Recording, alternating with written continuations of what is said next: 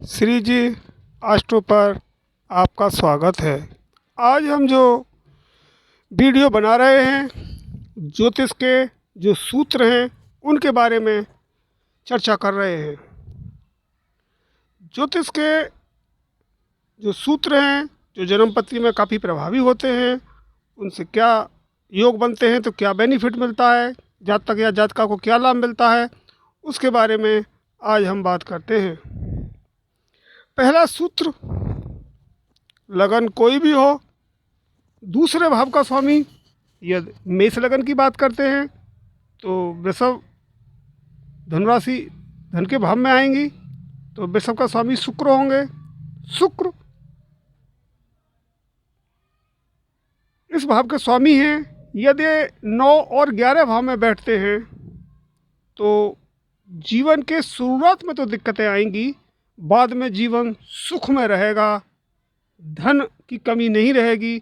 बचपन में प्रॉब्लम के बाद, दिक्कतों के बाद आगे जीवन अच्छा जाएगा। अब हम दूसरे सूत्र की बात करते हैं, लग्नेश। लगन कोई भी हो सकती है। लगन का स्वामी मान लेते हैं कर्क लगन है तो कर्क लगन का स्वामी चंद्रमा आएंगे। यदि लग्नेश की उपस्थिति 12वें भाव में होगी, यदि लग्नेश की उपस्थिति 12वें भाव में उपस्थित होंगे लग्नेश, तो उस स्थिति में जातक के दुश्मन बहुत होंगे। वो झूठ भी बहुत बोल लेगा और उसे कभी न कभी किसी न किसी समय अपनी आत्महत्या करने के बारे में विचार जरूर आएगा। ये दूसरे सूत्र में लग्नेश की स्थिति अगर वहाँ होती है तो क्या होगा, वो सब हमने विचार किया। और इस तरह अब अगले सूत्र पर बात करते हैं। तो तीसरे सूत्र में यदि लगन का स्वामी और दूसरे भाव का स्वामी परिवर्तन हो जाएंगे, परिवर्तन का मतलब लगन का स्वामी धनेश में और धनेश का स्वामी लगन में, यदि ऐसे परिवर्तन हो जाएगा, परिवर्तन योग बन जाएगा, तो ऐसी स्थिति में जातक को धन जितना वो कमाएगा उससे उसे अधिक मिलेगा। मेहनत कम करनी पड़ेगी, धन ज़्यादा आएगा। ऐसी स्थिति में जातक को ये योग ये लाभ देगा। अब हम अगले सूत्र की बात करते हैं, सूर्य की बात करते हैं। सूर्य वैसे भी जन्म पत्री में या वास्तु में ब्रह्मास्त्र हैं। यदि सूर्य की उपस्थिति 11वें भाव में होगी तो दुश्मन अधिक होंगे। दुश्मन भले ही कितने हों, कितने भी पैदा हो जाएं, आखिर में जीत जातक की ही होगी। ऐसी स्थिति में सूर्य उसको कामयाबी ही हासिल करवाएंगे। अब अगले सूत्र की बात करते हैं, 8वें भाव पर गुरु की दृष्टि हो। 8वां भाव हो और गुरु 5 7 और 9 में दृष्टि डाल रहे हों। 8वें पर गुरु की दृष्टि 5 7 9 पड़े। गुरु के पास 5वीं दृष्टि है, 7वीं दृष्टि है और 9वीं दृष्टि है, 3 दृष्टियाँ हैं। यदि 8वें भाव पे पड़ती हैं तो उसकी आयु अधिक होगी, यानी कि वो दीर्घायु होगा। इस सूत्र में ये उसका इस तरह की स्थिति पैदा होगी। अब अगले सूत्र की बात करते हैं। अगले सूत्र में उच्च के शनि उच्च के तुला राशि में होंगे। अगर तुला राशि में शनि कहीं भी बैठते हैं, किसी भी भाव में बैठते हैं और मंगल की उन पर दृष्टि पड़ जाती है, मंगल के पास 3 दृष्टियाँ हैं, 4th 7वीं 8वीं, ये 3 दृष्टि उस पर पड़ती हैं तो जातक वक्ता होगा, नेता बनेगा। ये स्थिति इस सूत्र में आएगी। अब हम बात करते हैं शुक्र यदि 11वें भाव में होंगे। शुक्र की उपस्थिति यदि जन्म पत्री के 11वें भाव में होगी, 11वां आय का भाव है, बड़े भाई का भाव है, तो जातक या जातिका की विवाह के बाद धनवान बनेगा। धन शादी के बाद उसके बाद धन की उपस्थिति, धन आएगा। अब अगले सूत्र की बात करते हैं। ये स्त्री की कुंडली के लिए है।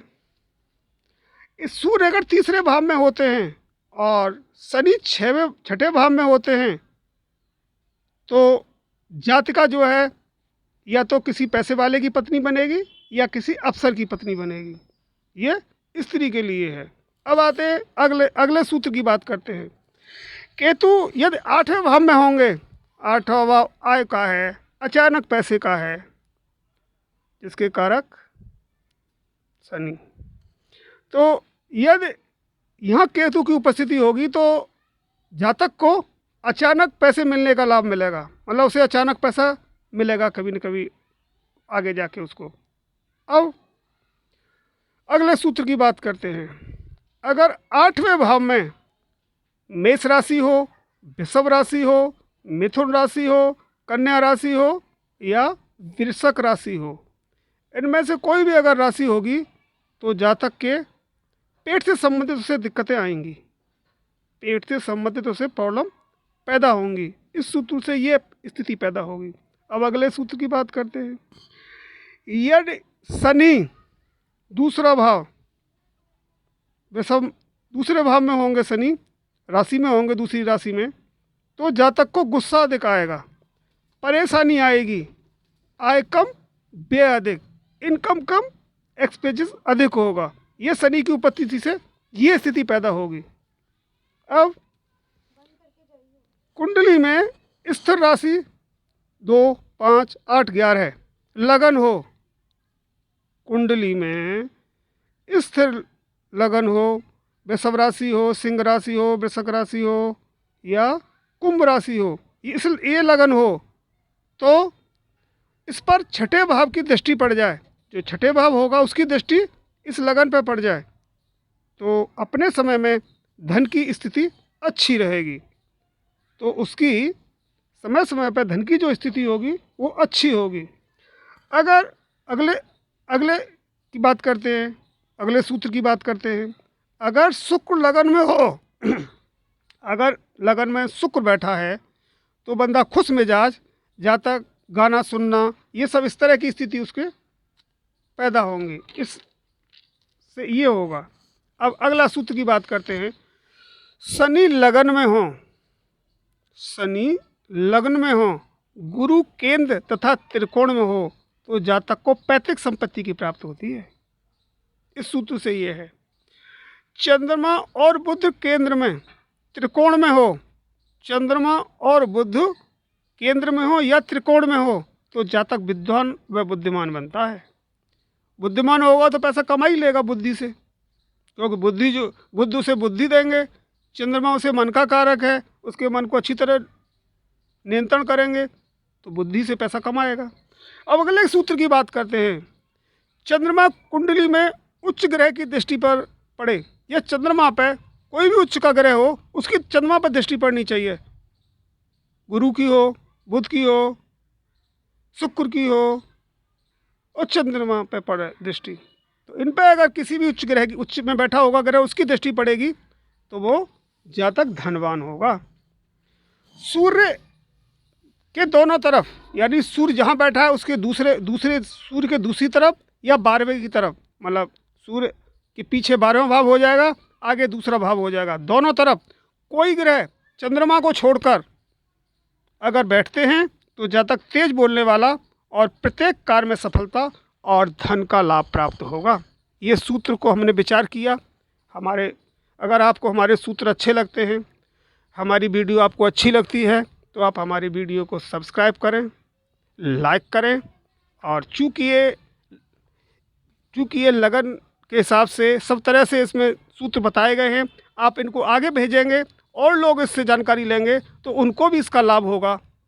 इस प्रकार हमने सूत्र बताए, और जो ये ज्योतिष सीख रहे हैं, जो जानना चाहते हैं वो इससे लाभ उठा सकते हैं, आगे जो इसमें समझना चाहते हैं वो इससे लाभ उठा सकते हैं। सबके लाभ के लिए ये काफ़ी लाभदायी सिद्ध होगा। इसी कामना के साथ नमस्कार।